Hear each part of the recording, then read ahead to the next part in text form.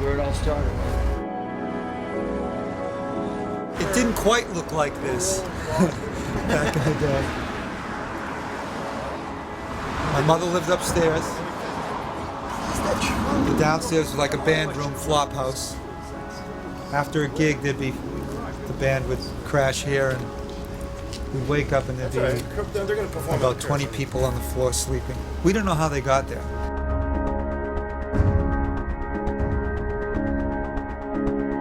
Why are we sitting on this porch? More Than Words was one of many songs that we were writing. In this house. This is where we started. This is where we were writing frenzy. We were writing what? I mean, a couple songs a day, 3, 4, 5 a week.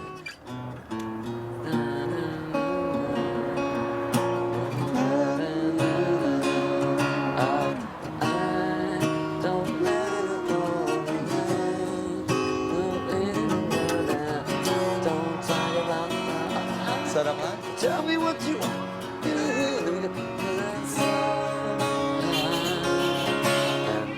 Yeah. That's Malden. It's good to be back in Malden. Now I know why we wrote a hit to get the fuck out of here. Now I feel at home.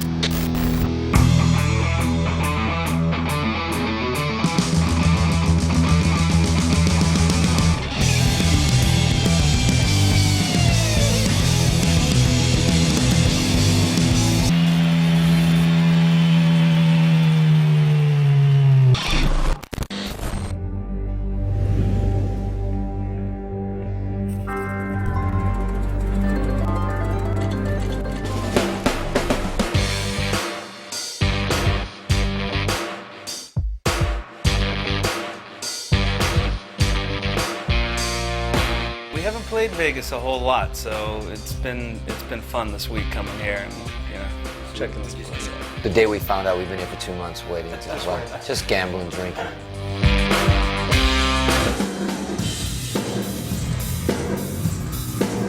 We never performed the whole album on stage. For us, it's an interesting thing. We thought we would do Pornograffitti in some places, and then other people get really upset. Wait, how can you be doing this in the UK and Europe and not doing it in America? Then you do it on the East Coast and say, why aren't you doing it in the West Coast? So we set up rehearsal today, and it's great to play the porno stuff.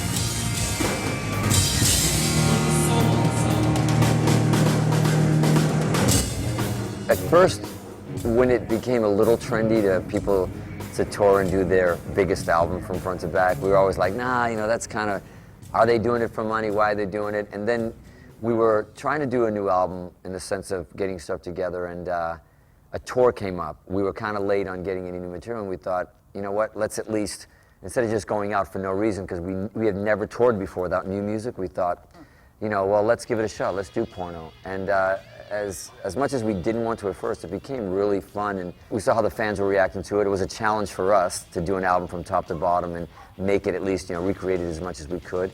And it became a bit of a challenge. Overall, successful with the response with the fans, and it did become a celebration by default. We didn't intend it that way, but it actually took its own little.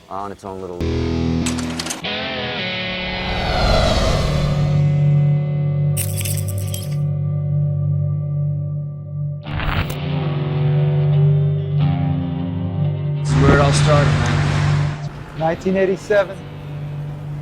It's where we got signed. Let's see how different it is.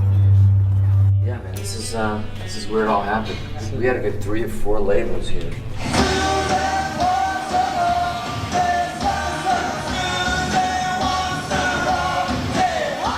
Didn't have the greatest show. It was all right. Yeah.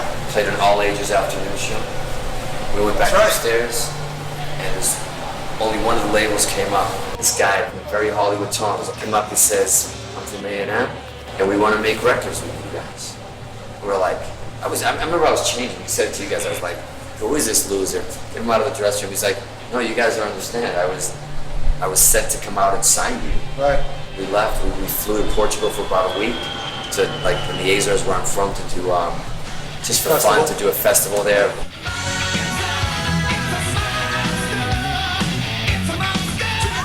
We were getting calls from here from our manager and from, that were 4 labels were bidding for us, at least 3 or 4. I remember hearing Capitol, CBS, people saying, "Don't sign with them, sign with us." And you know how it is, nobody wants you, and then That's right. one chick wants you, the other ones want you.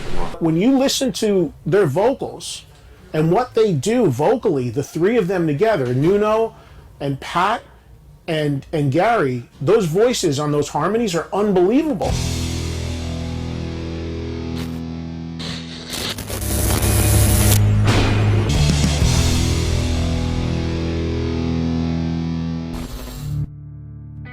I get a call, it's Gary on the phone. He's like, "Listen, man, I know this may sound strange, I'm not creeping on you or fucking stalking you or whatever, but Never heard of what? he never heard me." He goes, I got a feeling. He goes, "I just got a feeling, man. I'm gonna find my guitar players. I want you to join the band." I'm like, "You out of your mind?" I said, "You have never even fucking heard me pick up a guitar." He goes, "I don't care." He goes, "I just know." He goes, "I just know." He goes, "I want you to I don't join." know lots of things, but that I knew. And I said, "Hey, at least come and see the band." So he came to Celebrations, that place where we first met. Right. We had a gig. He came down, saw the band, saw liked me after the the band. show. He liked the band. He goes, "Hey, I get it. Your band's great. He kind of goes, "I wish I never saw you, but, and he left. 30 seconds, a minute, 2 minutes later, I go, I'm trying to take my shirt off, and I just stopped and I looked at my band and I said, "Guys, I'm leaving. I quit." I didn't even know the words even came out of my mouth. It was like I was watching myself talk. And I just went like, I quit, and they're like, "What?" And we got into big argument. "What do you mean you quit? What the fuck?" We argued for a second. I go, I don't know. I gotta go. Quit. Got my shit together, get a guitar. I remember walking out with my guitar. My friend Jeff, who I was more worried about than anything. They were all my friends, of course, but he goes, "Hey, man, I know something's up. You wouldn't do that if it was like," I go, "Jeff, I don't even know what I'm doing right now. It's like instinct. Shit just takes over. It's like some weird destiny type shit." But I wasn't even sure why I was quitting, but I left the door. In Celebrations, when you leave, you walk through the club. I remember the music like pounding. You're like, "What the fuck am I doing?" We get to the exit. There's this massive stairwell. I thought Gary was long gone. I'm at the bottom of the stairwell. Gary's at the top. It was like the Mean Joe Green, Pepsi kid in the thing. And I looked up. I go, "Hey, what time's rehearsal tomorrow?" It was crazy. He looked at me like, "What?" One minute I said, "No, I'm not doing it." Then I quit my band, all within like a day or 2 of all this shit. And then a few days later, he told me like he was letting his 2 guitar players go. Still hadn't rehearsed with them, and it was insanity. And then that was it. That's how it started. Went down rehearsal, and we never looked back. We got together and we wrote like 5-6 songs in a week. It was ridiculous. The chemistry was just ridiculous. Gary Sharon, his vocal style and his voice stands out from other singers. Not only did he have a cool live show where he did stuff that other people didn't do, but his voice stood out very well. And I think it worked extremely well for Extreme. Gary, as a frontman and as a singer, vocally, he hasn't lost a step. And this is a guy that's been at it now probably 30 years. I had a little garage band going on. We were awful. We were playing cover songs, but we loved it and passionate and loved doing it. And Gary Sharon walked in the garage one day. He just was living, really nearby where I was living in Malden, Massachusetts. Someone introduced him in and said, he was a singer and wanted to be a singer, and that's something we didn't have. It was a rare find back then as a kid to find someone who had the balls enough to step up and sing. It all started that day. And it would be many years before we actually, between finding different musicians that worked, that didn't work, and we slowly sort of pulled that together over years, and through 3 different bands until we finally formed Extreme. This is Gary Sharon, the man, the myth, the legend. Gary Sharon as a singer is he's a guy that I would say is he's like an athlete. You know, he really takes care of the whole picture there. So he has a great range, and he really puts a lot of effort and energy into what he's doing. So he delivers it, and it's you take what he's giving you, and it seems like a real honest thing that he's offering you. So I think that's how his music and his style comes across. When I moved to Hollywood in 1986, my first act boost my career was I found the number of Extreme's manager back in Boston. They were still an unsigned band, I believe. Found the number of the Extreme's manager in Boston and told him that I would like Gary Sharon to audition for my new band. There was no band. It was just me in an apartment living on Normandy. And I was just like, I'm going to build a band around this guy who was my, one of my favorite frontmen. So it was pretty funny. The manager declined my request for an audition. I had seen Chris Squire's bass on MTV, and I thought, wow, that's a really unusual bass. And a friend of mine in high school said, you know, that guy in Winchester builds that in custom guitar shops. I used to go to his shop every day after school and just hang out and be a fly on the wall. And to the point I was probably just annoying them. But then I begged them for a job, and they said, okay, yeah, you know, come after school.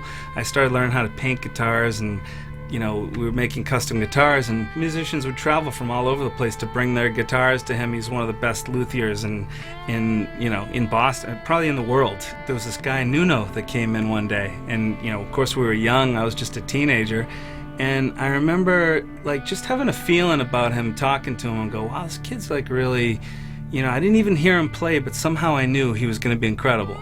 And I remember going to a nightclub, you know, our band was playing like on a weekend, and I hear this like amazing guitar, like they were playing like local bands over the PA.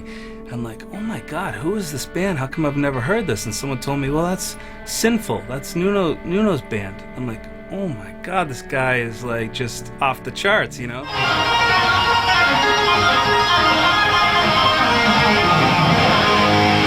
I remember then hearing that he had left Sinful and joined this band Extreme, which obviously I knew, you know, Extreme had been around for a while, and they had 2 guitar players. So then they had kind of cleaned house with their original guitar players, and Nuno joined. There was one club called Narcissus. They had this thing on Halloween where they wanted to get different guys from different bands all to like get together and do like tribute bands to like their favorite bands. Nuno came into the guitar shop one day, or called me, and he says, hey, we're doing this Aerosmith tribute for Halloween. Do you want to come in and like play Tom Hamilton and be the bass player? I'm like, yeah, it sounds like fun. Little did I know, a year from then I'd eventually join the band. I guess I passed the audition as Tom Hamilton. Where's the badge at? What's the problem? Why's everybody fucking there? Where's the badge?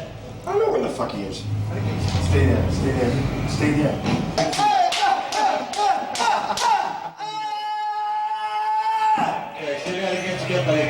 Days before the event, the drummer that they had in place broke his arm or leg or whatever it was, and so as an emergency tactic they asked me to sit in and be Joey Kramer of Aerosmith. So we played at Narcissus as the Extreme that we would one time become and not even know.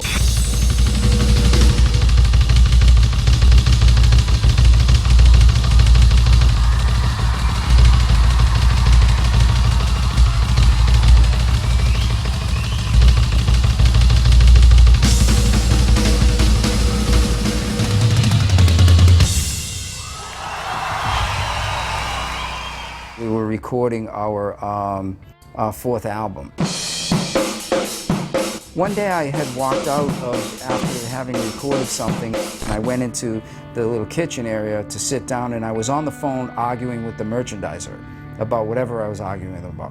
And when I hung up, Nuno was sitting in there. He said, I gotta tell you something. He said, I hear you on the phone passionately arguing on our behalf for, you know, whatever you were arguing about. He said, but I'm not feeling that in the recording studio. He said, look, don't get me wrong, you're nailing the tracks, you're coming in and playing exactly, you know, what I would hope to hear. He said, but I think you've lost a little bit of like the passion for it. but you seem to have all the passion in the world in here on this, like even more so. And that really hit me hard. I went home that night to where we were staying in Florida and thinking, he's right. He's right. I'm way more excited about that. This guy right here is the king of business. He should be on Wall Street. I approached Gary first, I think, to talk to him about, listen, I'm really considering leaving the band, and how would everybody feel about that? Because we were still brothers, even though we fought and all. There was no fight. I would finish the album and stay in the band for as long as it took to get comfortable with the right guy. You know, it was really him and Gary's baby at the time before Nuno and I even joined. And we had a great run with Paul. There came a time towards the end of the run where his interest seemed to be more in managing bands and less in really focusing on his craft of drumming. I equate everything to food, you know? You could love In-N-Out, and it could be your favorite thing. If you have it every fucking day, you know, 3 times a day, you're gonna be throwing that shit up and you don't want anything to do with it. It's like that with anything you do. As great as it is, you're gonna burn out eventually if you don't mix it up, you don't have balance. It's all about balance. Something we didn't know about when we were in our late teens, early 20s, you know, we just wanted to go. We just wanted to go and go and go. Paul was moving in a more managerial passion. His idea was I want to take that and start managing other artists while we were recording Waiting for the Punchline. So I think that it caused some internal problems in the band. You know, the band was like, okay, we think you should pursue that, but it's in some ways not fair to the band. We really need someone who's 100%. I remember driving away from the apartment building when it was all said and done, headed for the airport, and it was it was a life-changing moment, like, I'm actually doing this. The door opened for Mike Mangini. We were rehearsing in Cambridge and there's these rooms that had paper-thin walls. He was in a few bands in a different room, and Nuno would have his ear to the wall. We're pretty much blown away by his ability. When we met him, his personality was bigger than life. He was, one of the funniest guys, still a very dear friend of mine. He fit right in, East Coast guy, grew up in the same bands, very passionate about his instrument. Mike did a couple of songs on the Waiting for the Punchline album. He kind of finished recording the album with us. We ended up going on tour with Aerosmith in Europe and had a lot of fun with Michael. He's definitely the life of the party as well, so we had a lot of fun in those days. He joined us at our misery. He was so excited. He wanted to be in the band for years, and then he joins and he shows up when me and Gary aren't even looking at each other on stage and wouldn't even we're ready to take my guitar off and bash his head in. He wanted to take the mic and bash my head in, but he unfortunately experienced the wrath of the breakup,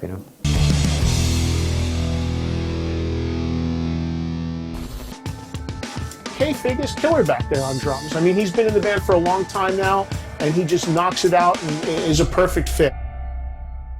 You were a fan at one point. Yeah, I was a fan. Until he joined the band. I was in high school when the record, when More Than Words really broke. So I was a fan back then. The one thing I appreciate the guys allowing me to do is bring myself to an album that was already written. People already know the songs as the way they are, and I respect the songs, and but like Nuno said, I bring myself to it, and that's, cheers to you guys for letting me. Same old story. I think we've watched enough VH1 Behind the Musics to. It's kind of that same formula where band, childhood friends, everybody loves each other, everything's great, till the end, and then you make this thing called money.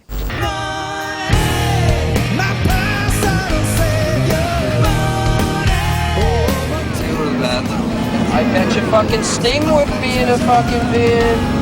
I bet you fucking Bryan Adams would be in a limousine. It's tough enough being married to one person, being married to 4, and being together 24/7. That's a whole other ballgame. I think Nuno would agree. We were always trying to write the next song, got lost in what we were going to do next, and not enjoy the moment. I think it's safe to say, I think Pat and Paul enjoyed the moment a little bit more than me. It seemed a little bit of a shock because it seemed like we had such unfinished business at the time. It was a little difficult because I wanted to keep the band together. We all did. I remember saying to him, let's just do, Kiss solo records. Instead of us taking a little hiatus, we just broke up.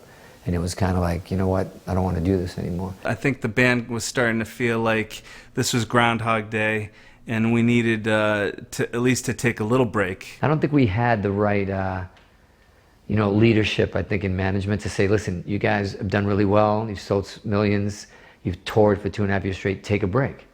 Like, go enjoy it, go to the beach, go see your families, go hang out. I think everybody was like, no, let's keep these guys out there, let's keep them working, let's keep making money. And because we were willing to do it and excited to do it and loved what we did, we didn't know any better. You get to a point where you just stop and you just snap and you break. Before I had a chance to mourn the extreme breakup, got a call from the Van Halen, from Eddie actually. That was a whole whirlwind. 3 years in Van Halen, got to make a record with the guys and toured the world on a level that was bigger than Extreme, obviously, because the band was huge. And it was great. It was actually a relief for me because I'm the one that left. I'm the one that broke up Extreme, so to speak. Right after the band split up, there was kind of a period of almost like a period of mourning. It was almost like, wow, some big chunk of my life or something that was really important to me just died. So I think there was a little bit of a period where I felt kind of lost, wondering, well, what is on the horizon, what's gonna, come next. Pat was shoveling alpaca shit at some farm somewhere, just waiting for me to call. No, he was doing stuff too as well. We joke about that, but he does have an alpaca farm. And he's won quite a few awards with his alpacas and stuff like that.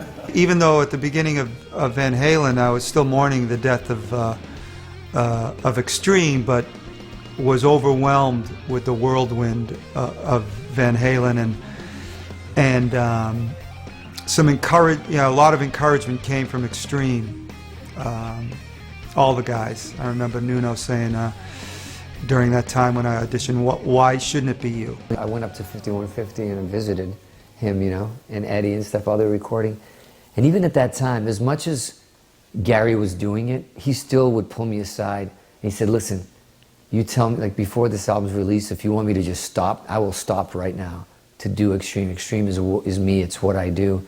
The Van Halen thing's great, and it's going to be great, but he was just like, if you tell me right now, I'm like, no, you got to do this, man, this is great, but I understood where he was coming from. It was his thing, it was his baby, And I didn't feel the same way at the time. I was really burnt out, and I wanted to write some different things. I wanted to play some different stuff. I didn't want it to be like Extreme. I did a solo album with like not one guitar solo on the thing. To me, it was always never if, it was always when. I was itching to get Extreme back together.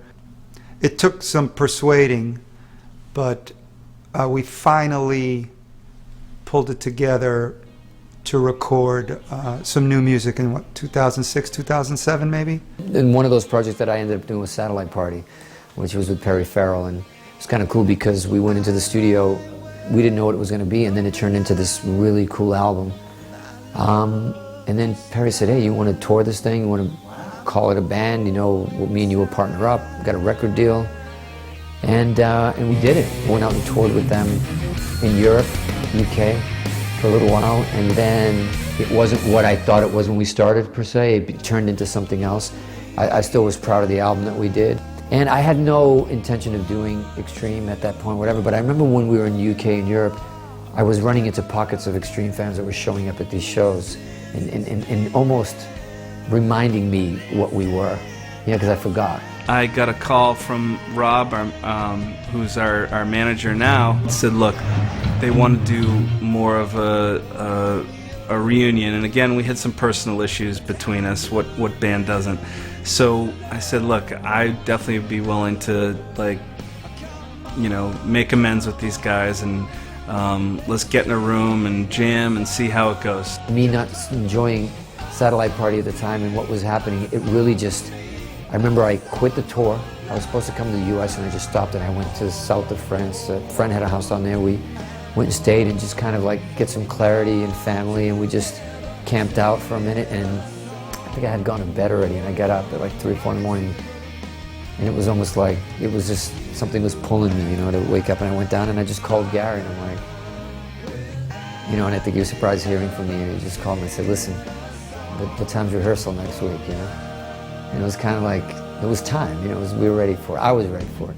You know, in that time, though, the internet became obviously something that is a household name. And so we kind of had at least an inkling that, yeah, our fans were still alive and well out there and were waiting for the band, or any kind of glimmer of hope that the band may do something together again. You don't know when you come back. It's like a relationship that you leave. You don't just show up and say, I'm back, and then they give you hugs and kisses. They might want to hug you, but they slap you first, you know? And we were really surprised, and we were excited when we got to Europe and, you know, selling out the shows, and fans were still interested. And it was the first time I really got on stage and actually enjoyed it, because when you were doing it back then, you were really young, and you were kind of like on a machine making money and doing all that, where now you're touring because you wanted to. Obviously, there's a past with the band that I'm not a part of, and I can't change that. We can't change that. You know, there's a lot of pressure. I was a fan of the band. I always have to go up there and do my thing and do it well. And, you know, they've always held, you know, like they said, held their standards really high, so I got to go and keep those standards high, if not raise it a little higher. I think he's a wonderful player, and I think he's right for the band. Paul Geary was more of a pocket groove player, which that's kind of more of my kind of style of playing, you know, Bonham kind of style of playing. I think the cool thing was actually when, you know, Gary and Pat came out and we were doing some pre-production. You know, it was still all very new. I was, you know, probably same thing for Gary and Pat, kind of feeling each other out, seeing. At that point I was working with Nuno for about 4 years now. It was a little, you know, nerve-wracking, but, you know, you believe in what you do, you go in and do it. I was aware of what Extreme was about, of course, being a music geek, and their first record had stuff like Kid Ego and Play With Me and all these ripping songs. A lot of the attention on Extreme goes to Nuno Bettencourt, deservedly so. He's a brilliant guitar player, brilliant musician, great singer, the total package Nuno is. One of the principal differences between Extreme and the hair metal scene that they were sometimes bundled into was a degree of both what they could do as musicians technically and what they tried to do as musicians. Like Extreme was, on record, was kind of a combination of Aerosmith and Queen. Extreme certainly set themselves apart in that regard. Extreme, I think, will be the first to tell you that a lot of what they do is very much shaped by Queen. And I think that you hear a lot of that in what they do, but they do it so well. At the beginning, I felt that they were very close to Queen. And when I met them, they sort of confirmed that. I think we share some common roots. In addition to that, I was dazzled by their musicianship and their originality. And again, they're sort of led by the same, and it's us, this is us, with no compromise. So we felt very close to Extreme from the off. I've fallen in love. I've fallen in love for the first time. This time I know it's for real. I'm in love. Yeah. God knows.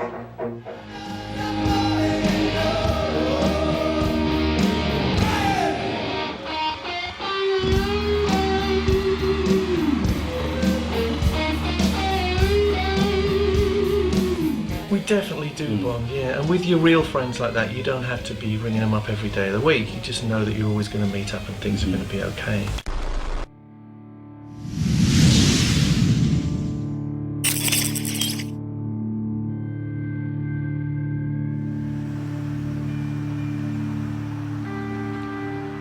We made a deal there to record endlessly. Like what we would do is they would do paying artists during the day, and at night we would record all night for free.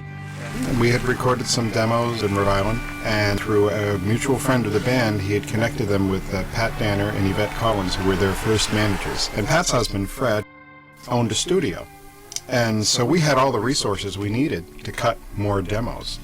I'm not the valet. You gotta come out yourself. I'm not opening your door for you. I don't care how long this band's been together. What's up, man? Look at this. Is it the same color? I think it's the same everything. Trying to figure out the first time we were here, 87? Probably 87. We're doing demos. Pat's got an original cassette. Look at this. Holy shit. I found that in an old box of stuff I've been saving. The original demo tape. The original demo we did to get us to the next level. Yeah. Pat's gonna keep that. He's This is putting that on bullshit. eBay. That tree. I peed a lot behind that tree. That's where he kissed his first girl at 22. I remember coming out here. We recorded for some reason. We're always here mostly in the winter, which really sucked. But Which sucked. I remember "Play With Me," that solo, which is like, I was one of the guitar solos I was most excited about. I don't know if you remember this. We cut it the night before. I was like, oh my God, with the soul, that's going to be groundbreaking for all stuff. And I came in the next day. You were sitting in a chair, quiet. Our engineer was quiet. They're all sitting there, and nobody saying anything. I'm like, what the fuck is going on? I remember this. Well, we were bouncing some vocal tracks to a track over there, and we erased your solo. The whole thing gone. I didn't say anything. I just got up. I walked out, grabbed the shovel, and I think I shoveled his whole driveway for like the next 3 hours, just to fucking get all the anger out. Couldn't believe it. I do remember that. Man, incredible. It's a big step. One small step for man. Is our dinner ready or what?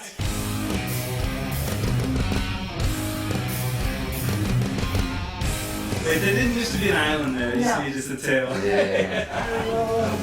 Wow. Extreme's real mom. Pat and Fred are two of the most lovable people. I mean, certainly for all of us, myself and the band, they were like surrogate parents to us. You have to realize that when we worked there, we lived there, we ate there, we slept there. Oh my God. All right, wait. It's a time machine. Wow. Gary, remember? Is this where you're making coffee and shit? Yeah. Oh my God. Same everything. Dude, look at some, We were there's some smaller. pictures from the original Oh, there's sessions. Max. There's Bob St. John. Yeah, I remember that. I remember that shot. I want to say that at that studio, before Extreme got signed with A&M, we recorded 30 to 40 songs. I think having that constant flow of music. Every time the label said we wanted to hear more, the band always had more. You got to get a shot of this. That's incredible. I remember that day. Dude, look at it. Is that me? Yeah. Playing my bass. Oh, I remember that shot. I actually remember that day. Dude, that's your handwriting too. Yeah. This is unbelievable. Drums were set up here, weren't they? Yeah, they were on the corner. I remember crazy. that. They were on the corner. This is pretty historic. Wow.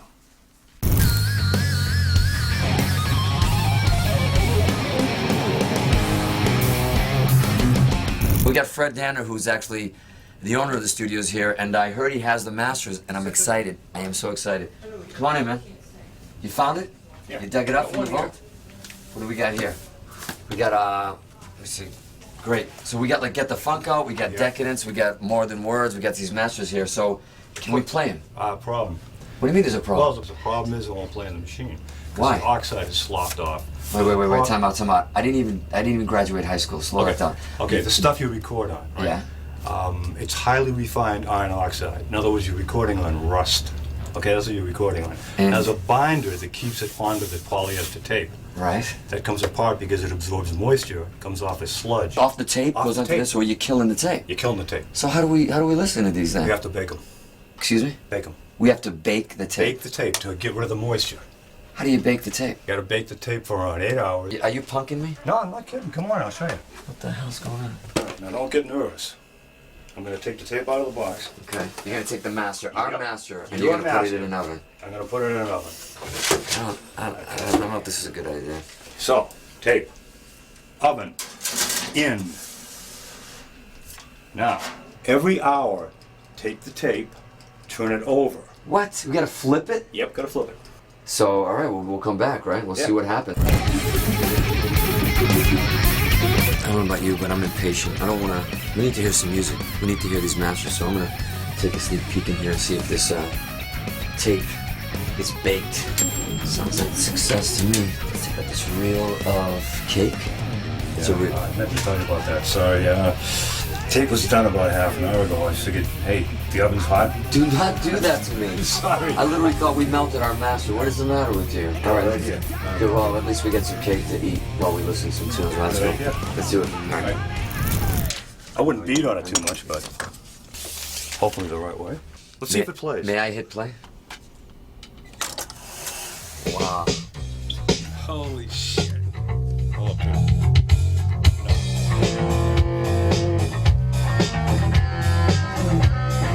Wow. Sounds like a GK.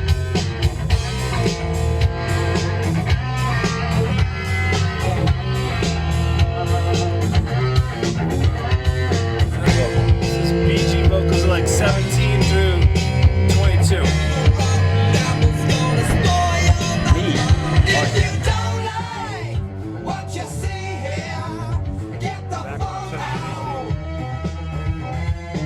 I feel like we actually been transported and it didn't happen. You know what I mean? I'm telling you. It's like we're in an episode of It's a Wonderful Life, the extreme years. It's like it's like listening to that here, those sounds through that board. It starts coming back. It's like the smells of it, you know, like. I feel like Marty McFly going back. You mean Calvin? My DeLorean's parked outside. No, true though. Like sitting here, turning around and seeing everybody sitting here, listening to those versions, Yeah. it's completely transporting. God, I hope there's a hit in there somewhere. Sounds like a hungry band, though. Yeah, it does. Young and hungry. Like literally hungry, like Yeah, we were starving. hungry. We couldn't afford. We could afford a couple of burgers and fries, but No no drink. No drink. Couldn't afford the drink. That was a fact. No drink. Go drink water. Pat's That's the only one cars. that had a car Time, yeah. We'd hit, and a PA system. we'd hit McDonald's. That's the only reason I was in the band. They're like, he's got a car and a PA. He's He had in. a car and a PA. You can drive us to the studio? Okay, you're. No record label is going to let a band who are unproven as producers themselves, or myself, who's total unknown, produce an album. So the band was searching for somebody who would act as a figurehead. It had come to the attention of Wagner. Certainly, I was a fan of everything that Michael had done, the Dokken records, the Skid Row records. Those are great records.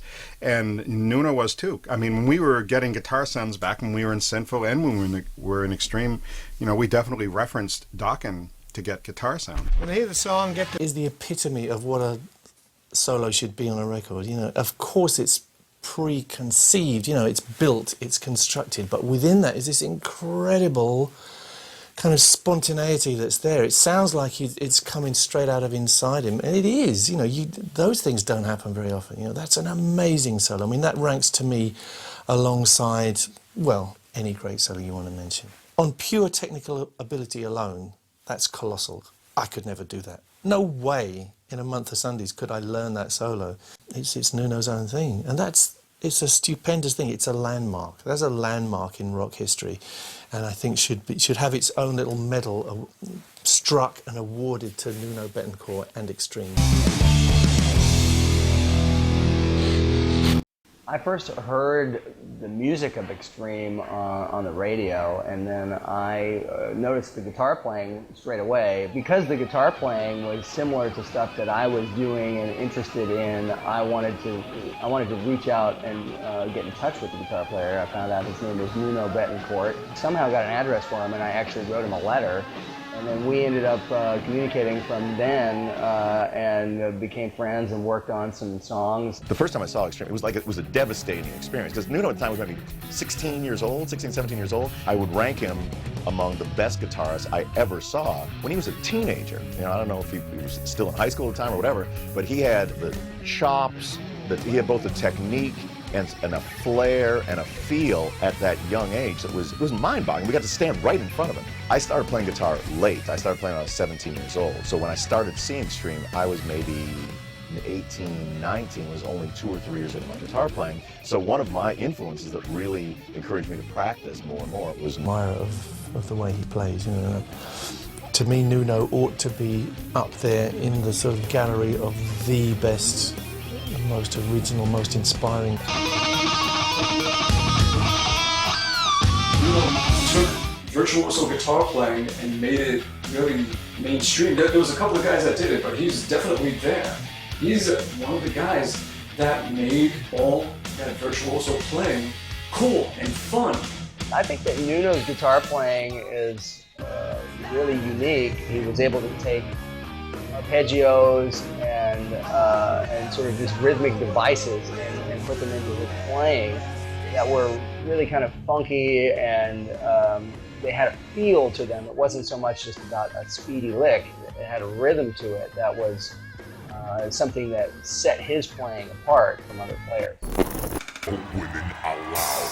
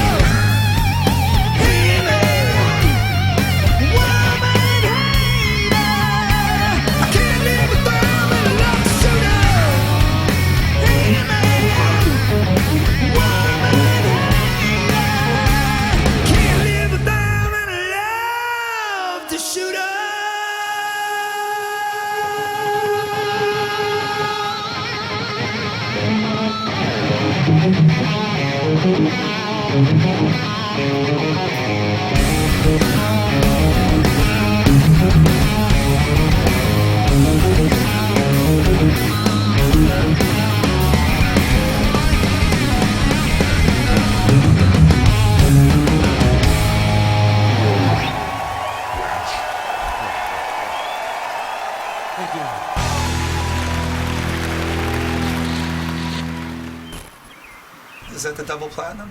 That's just the platinum of Pornograffitti. Oh, it's platinum. Yeah. That's right.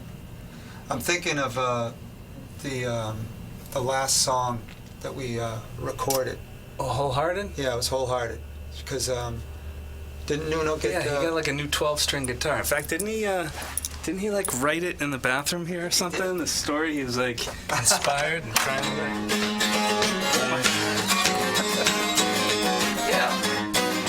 Can a guy get some privacy while he's going to the toilet? I'm writing a hit here. I'm sorry, man. Sorry. That right there became this a couple years later, right? I got a good feeling you know this one. So help us out and sing along. The songs, when they were brought to me, were pretty much done. They were pretty much written, and I just put my production on it. We actually took 2 of the songs that were demos and put the demos on the album because they were good enough to go on the album. That was Wholehearted and When I First Kissed You. We had about 60-70% of the record done from what we did in Boston. A lot of vocals, nearly all of the backgrounds, some of the bass, some of the guitar we had done already. That we were just looking to enhance it, and Michael said, well, he'll mix it. It already had its own magic together. And definitely Michael's sonic stamp is all over it in the mixes. Bob was there from the beginning. I consider him, he was the 5th member of Extreme. Some of the first songs that we actually shopped out to record companies, Bob was involved from the beginning. You know, this business it can be rather strange and difficult at times, but Michael was always a great guy to me. He was actually one of the first producers to make sure I got paid what I was supposed to get paid. He was the king of that generation. He was in and out of the studio with every new album that was coming out. He'd come up with great sounding albums. He really did. For us, in making that album, it was the first time, we had all come from Boston. So here we basically moved to LA for the time we were recording and made the record here in LA with Michael. So we, was this new and exciting place for all of us. They were wonderful songwriters. They had great songs. I think what ultimately made it a hit was More Than Words, the song More Than Words, which was the second single of the album after one of the rock songs. And one of the rock songs came out first, and it was one of the rock songs, and it was not getting the attention that a ballad could have gotten. So they came out with More Than Words, and the album shot through the roof. You kind of have a certain feeling, wow, this is amazing. Saying I love you is not the words I want to hear from you. It was a magic moment at the Nobel Peace Prize. I invited Nuno up because we had done a stint in Africa. It was perfect because with Malala there speaking about how she got shot in the bus and to forgive people, and Kalash speaking about the world, it was just a perfect moment, More Than Words. And we did it, we nailed it, and I saw tears in the audience. And it was such an honor to do that with him. And I bought him a great leather jacket, because I knew real cold where he was going, and I was going to Maui. So. Another great moment with Nuno and I is when he told me the record label head told him that song wasn't a hit. Now, hey, can it happen? Yeah. The sheer tenacity that he had calling this guy out and saying, yeah, it is, you're not releasing anything but that song. When Nuno told me he did that, it took him up so many more notches than who I thought he was beforehand that I'm just so proud of you, Nuno, for doing that. And what an honor it is to sing that song with you, as I heard you and Gary do night after night when you were on tour with us. You guys are from Boston? Whoa, excuse me. You say darkness is your friend? I was born in it. Boston does have its moments. So here's the Extreme and Aerosmith and Nuno Bettencourt and Gary and the rest of the guys in the band.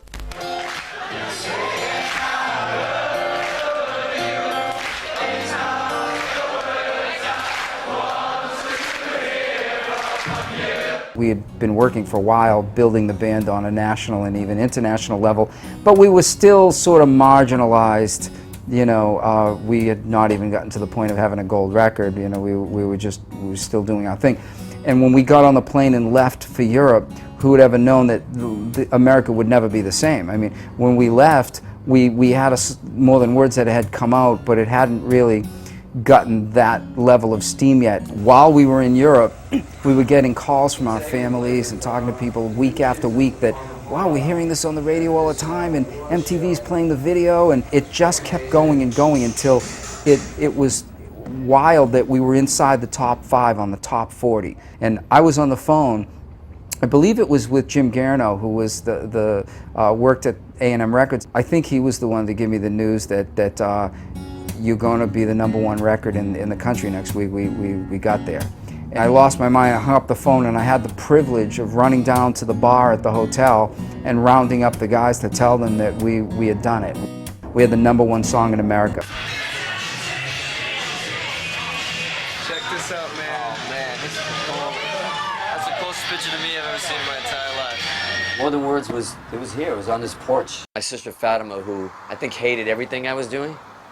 And I remember when we recorded, we did a quick 4-track version of it just so I could take it back. I went back to Hudson, Mass, where I live. I was playing it in the kitchen, and then my sister, who ignores everything I did, walked by and goes, "What is that?" I go, "It's just a song that we wrote." She goes, "It knows nothing about the music business or about it." She goes, "Make sure you get that copywritten. It's going to be a hit," and walks away. And I was like, who was that woman? She usually says, "Shut up, turn that shit down. It's awful music you're playing." And so I thought, wow, maybe she's right. Maybe she was the first one.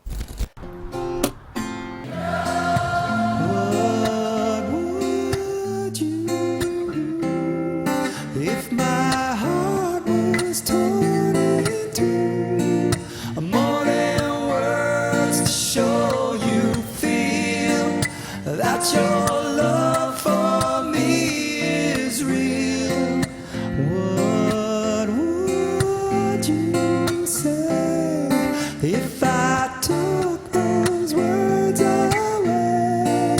Then you couldn't make things new. Let me hear you. Just by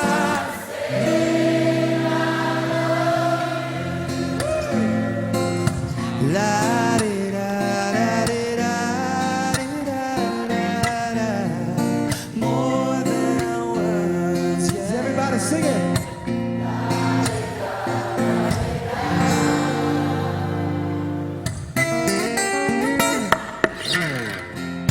Now that I try to talk to you and make you understand, all you have to do is close your eyes and just reach out your hands and touch me, hold me close.